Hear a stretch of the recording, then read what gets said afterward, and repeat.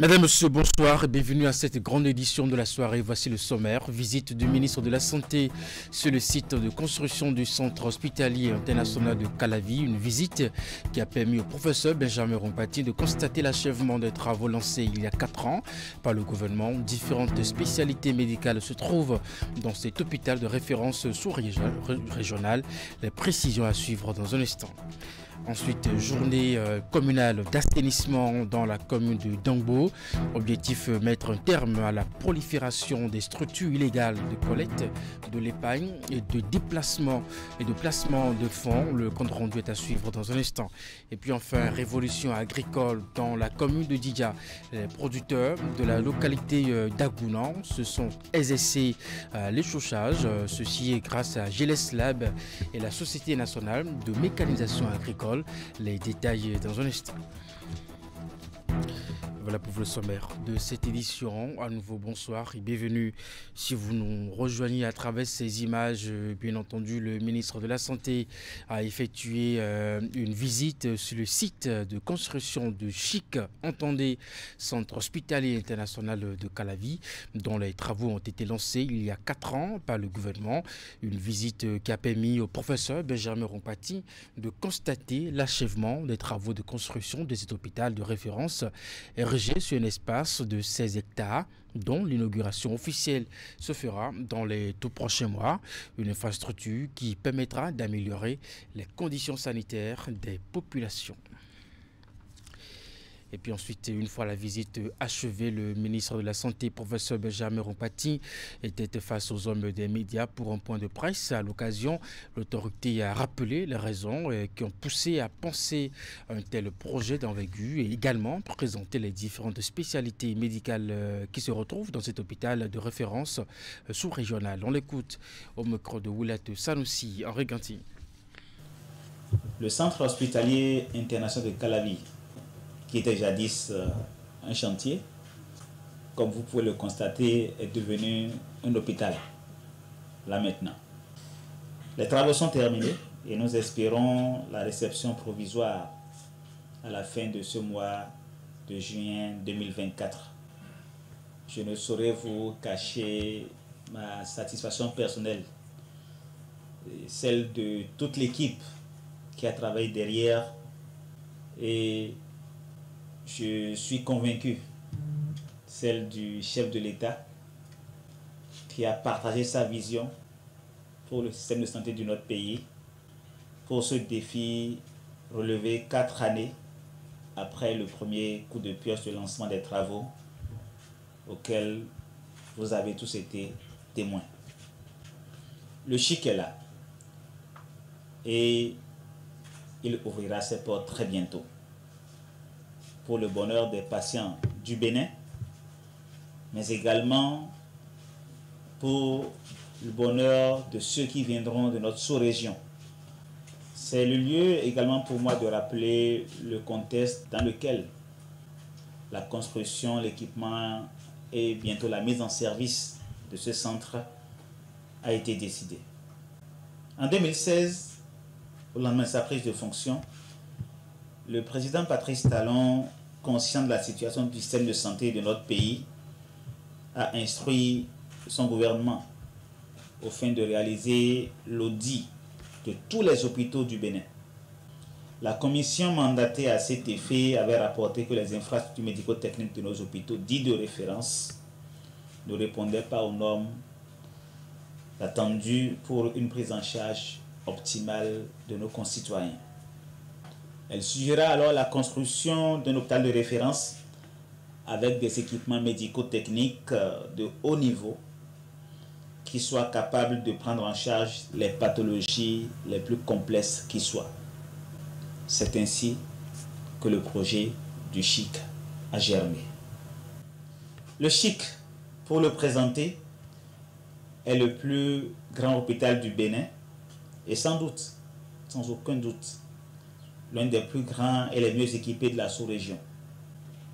On y compte 436 lits répartis dans 18 spécialités qui sont à leur tour regroupés en 8 pôles, notamment le pôle urgence-réanimation, un pôle cardio-métabolisme, pour tout ce qui concerne la cardiologie interventionnelle conventionnelle, la réanimation cardiaque également, un pôle d'oncologie, notamment d'oncologie gynécologique, un pôle digestif et médico-chirurgical, un pôle locomoteur et neurochirurgical, un pôle cardiovasculaire et thoracique, un pôle néphrologique pour tout ce qui concerne la néphrologie et l'urologie, et un pôle tête-cou. Comme vous avez pu le constater, le volet mère et enfant n'est pas contenu dans le CHIC et sera adressé d'une manière spécifique par le gouvernement. Et puis toujours au micro, bien entendu, au cours de cette rencontre avec la presse, le ministre de la Santé a annoncé l'ouverture prochaine du centre hospitalier international de Calavi et le recrutement du personnel de santé qui va y travailler pour le bonheur des populations. On écoute le professeur Benjamin Rompati au micro de Oula de Sanoussi, Henri Ganti. Le CHIC recevra son premier patient cette année. Nous envisageons en effet son ouverture au cours du 4e trimestre de l'année 2024. D'ores et déjà, nous avons entamé le processus de recrutement du personnel administratif, technique et soignant qui fera vivre cet hôpital. Que dis-je, ce joyau? C'est le lieu pour moi d'exprimer encore une fois ma satisfaction pour l'intérêt que les cadres béninois, aussi bien ceux résidant au Bénin que ceux de la diaspora et d'autres au niveau international qui ont manifesté leur intérêt en réponse à l'appel à candidature lancé le 27 mai 2024. Au terme de cette première vague de recrutement, une deuxième vague de recrutement sera lancée avant la fin du mois de septembre 2024. En effet, imaginez que pour animer cet hôpital, il faut 1 millier de ressources humaines. 1 millier de ressources humaines, aussi bien administratifs, techniques que du personnel soignant spécifique. Je ne saurais terminer mes propos liminaires sans souligner que le CHIC est un hôpital public qui sera ouvert à tous les patients qui se trouveraient dans le besoin de recevoir des soins de santé. Toutefois, il s'agit d'un hôpital de référence qui ne prendra en charge a priori que les pathologies pour lesquelles les hôpitaux de niveau de référence inférieur n'ont pas la capacité d'apporter les réponses les plus adaptées. C'est vous dire que l'accès au CHIC sera bien structuré et bien organisé. Et puis c'était à l'instant professeur Benjamin Rompati, ministre de la Santé. Je vous l'annoncer en titre, l'Agence nationale de surveillance des systèmes financiers décentralisés a organisé les journées communales d'assainissement dans la commune de Dongbo les 20 et 21 juin 2024. L'objectif était de mettre un terme à la prolifération des structures illégales de collecte de l'épargne et de placement de fonds survenus dans nos localités. Voici les détails.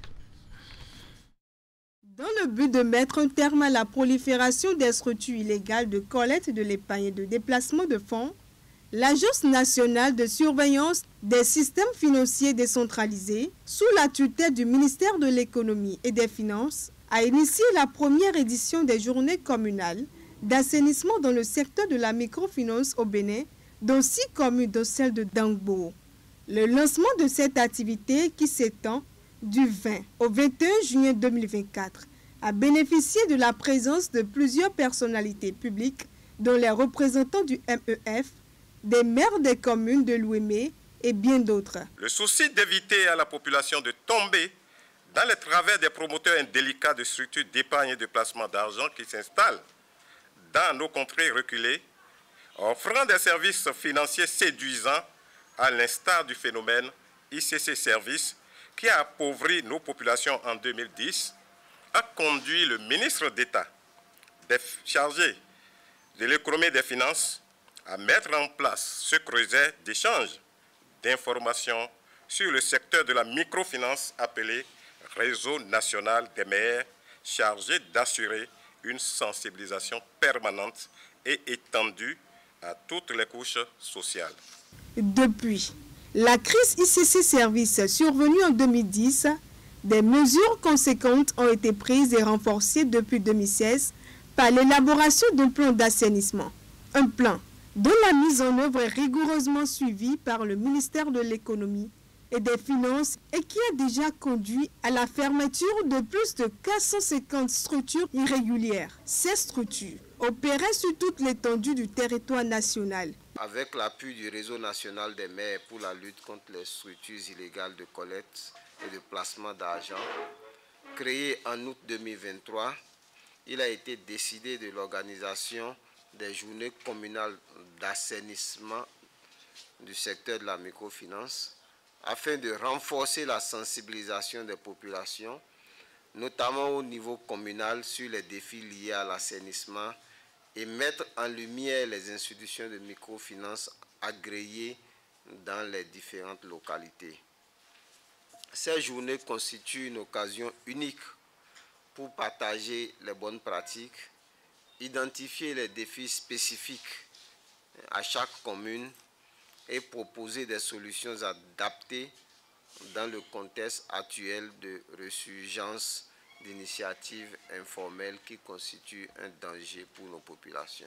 La commune de Dongbo est la 4e des 6 choisies sur le territoire national pour accueillir la délégation de l'Agence nationale de surveillance des systèmes financiers décentralisés. Dongbo, à elle seule, compte plus d'une dizaine d'institutions de microfinance agréées par l'État.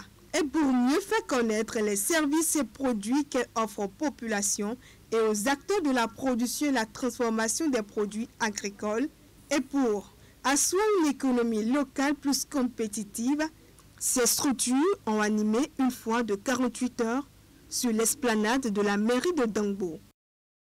On parle environnement à présent. Les changements climatiques sont une des préoccupations des acteurs internationaux et des institutions mondiales, et surtout lorsqu'ils ont un impact négatif sur les enfants. Les dirigeants de demain, UNICEF Bénin, s'y investit beaucoup et a organisé à l'intention des adolescents et jeunes un atelier de validation du rapport sur l'analyse du paysage climatique pour les enfants du Bénin à Siongbon, Kayan Siongbon et des Rompévis. Comment préparer les enfants et les jeunes à réfléchir pour être partie intégrante des pistes de solutions pour sortir de la crise climatique? Une préoccupation de l'atelier organisé par l'UNICEF à l'intention des adolescents et des jeunes béninois. L'initiative porte sur les impacts négatifs des changements climatiques sur ces catégories de personnes ainsi que leurs familles et contenue dans un rapport. La crise climatique est une crise des droits de l'enfant. Chaque acteur de la société se doit d'agir pour lutter contre cette crise. Je sais pouvoir compter sur chacun de vous. L'UNICEF reste toujours disponible pour appuyer d'autres priorités du gouvernement, en plus de l'engagement des jeunes et des enfants dans la lutte climatique et la mobilisation de financement climat. Les effets des changements climatiques sur la vulnérabilité des enfants sont une réalité. Et selon la spécialiste santé à l'UNICEF Bénin, le pays est classé parmi les 20 plus vulnérables dans le monde. Le ministère du Cadre de Vie salue les efforts de l'UNICEF. Le travail que l'UNICEF accomplit nous permet d'avoir des jeunes très engagés, formés et équipés pour assurer la relève. Actuellement, ils sont sur le terrain pour des actions post-COP.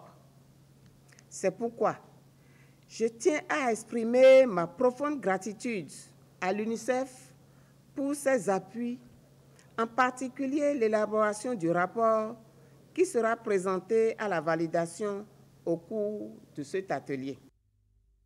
Le document ne se contente pas de dresser seulement un rapport sombre de la situation actuelle. Il offre également une vision en identifiant les opportunités d'action qui se présentent. Il est prévu alors des stratégies d'éducation et de sensibilisation afin d'aider les enfants à comprendre les défis environnementaux auxquels ils sont confrontés et les comportements durables à adopter.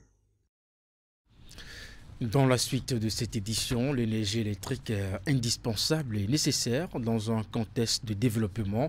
Les pays de l'Afrique en général et particulièrement ceux de l'Afrique de l'Ouest en sont conscients et travaillent pour une interconnexion qui puisse profiter à tout le monde. C'est dans ce cadre qu'il s'est tenu à Cotonou la réunion de coordination des partenaires techniques et financiers du système d'échange d'énergie électrique ouest-africain. Voici les images. Cotonou accueille la 42e réunion de coordination des partenaires techniques et financiers du West African Power Pool, une réunion du système d'éclairage d'énergie électrique ouest-africain pour discuter et élaborer des stratégies en vue d'objectifs communs. 13 pays de l'Afrique de l'Ouest partagent un réseau électrique pour une interconnexion fiable. Plusieurs objectifs stratégiques clés ont été identifiés. Ces objectifs représentent les domaines prioritaires où nous devons concentrer nos efforts et nos ressources pour maximiser notre impact et atteindre nos ambitions. Le WAP a besoin de la collaboration des partenaires techniques et financiers pour promouvoir les infrastructures et échanges énergétiques, a laissé entendre le président du conseil exécutif, Souley Ahmed Abdoulaziz. Il a ajouté qu'il s'agit aujourd'hui de montrer les projets, les défis, le parcours pour avancer vers la vision commune du WAP. Le commissaire en charge des infrastructures, énergie et digitalisation a mis l'accent sur une préoccupation, celle d'assurer un taux appréciable d'échange des transactions frontalières d'énergie électrique. Une production suffisante couplée d'interconnexions sont des gages pour assurer une qualité de service, une disponibilité, un fort taux d'accès et avoir des tarifs compétitifs ou des tarifs tout simplement réduits. Sédiko Douka va poursuivre pour inviter les partenaires techniques et financiers à continuer d'accorder leur confiance et apporter leur contribution. Toutes choses sans lesquelles le WAP ne peut poursuivre avec détermination sa marche vers ses ultimes objectifs. Et pour finir cette édition, GJS Lab et la Société nationale de mécanisation agricole se donnent la main pour la révolution agricole dont rêvent l'exécutif au Bénin. Les deux partenaires étaient aux côtés des producteurs à Agounan, dans la commune de Djidja, sur un site de 5 hectares. Ces derniers ont eu l'occasion de saisir les sous-charges grâce aux équipements, principalement des palans acquis dans le cadre du projet Tracteur pour tous. Imet Elena Moussou, Georges Vaudounon pour les détails. Tester et s'assurer du bon fonctionnement des équipements agricoles, notamment les palans reçus récemment de la Société nationale de mécanisation agricole Sonama. L'exercice conduit par GJS Lab, structure d'accompagnement spécialisée dans l'agritech, s'est déroulé sur un terrain de 5 hectares à Gouna dans la commune de Djidja. L'instant d'une journée assistée par les organisateurs, de nombreux producteurs se sont appliqués à l'essouchage en vue de se familiariser au matériel. Permettre aux petits agriculteurs, ceux qui n'ont pas de très grosses surfaces, d'avoir leur équipement agricole. Ça peut être un tracteur, ça peut être d'autres équipements pour pouvoir travailler. Et quand on les a rencontrés, on s'est rendu compte que la première étape, c'est d'essoucher. L'essouchage a beaucoup d'avantages. Quand vous voulez labourer, par exemple, il faut que le tracteur puisse avancer sans avoir de problème. Quand vous voulez semer derrière, quand vous voulez pulvériser derrière, quand vous voulez utiliser n'importe quel outil, il faut mieux que votre terre soit vide de souches. Donc on a convenu avec eux de mettre en place ces souchages. En fait, on a acquis des palans. Et les palans qu'on a pris pour commencer, c'est des palans de 3 tonnes. Et on est venu aujourd'hui pour tester, vérifier, valider que ces palans-là marchent bien. En plus de permettre la vérification de l'état des équipements, l'activité vise aussi à rapprocher les sociétés partenaires entre elles, de même qu'avec les producteurs. Ceci dans le cadre de la mise en œuvre du projet Tracteur pour tous. L'initiative a conduit à la mécanisation de l'agriculture au Bénin en introduisant plus de 2000 tracteurs polyvalents et performants au profit de 50 000 exploitants agricoles d'ici 2030. Ce projet, qui est présentement dans sa phase opérationnelle, a commencé il y a peu et il se déroule dans les départements de Zou, Colline, Koufo et dans le Borgou. Depuis le lancement de ce projet en mars dernier, nous avons déjà abattu un travail considérable grâce aux 25 palans que nous avons reçus de la Sonama. Ces palans nous ont vraiment été utiles pour dessoucher des terres. Plus de 1000 hectares défrichés, mais 600 hectares sont déjà dessouchés. Mais également, nous avons comme vision de créer de l'emploi. Plus de 130 000 emplois, soit 30 000 directs et pourquoi pas 100 000 indirects. Exprimant sa satisfaction quant aux avancées enregistrées depuis le démarrage du projet, la chargée de communication de GJS Lab a aussi souligné quelques difficultés rencontrées. Elles ont trait à l'instabilité des palans et leur faible capacité. Cornélie Azon a également levé un coin de voile sur les perspectives. Mesdames, Messieurs, restez fidèles au programme de Canal 3 Télévision. C'est la fin de cette édition. Merci de l'avoir suivi et passez une très bonne soirée.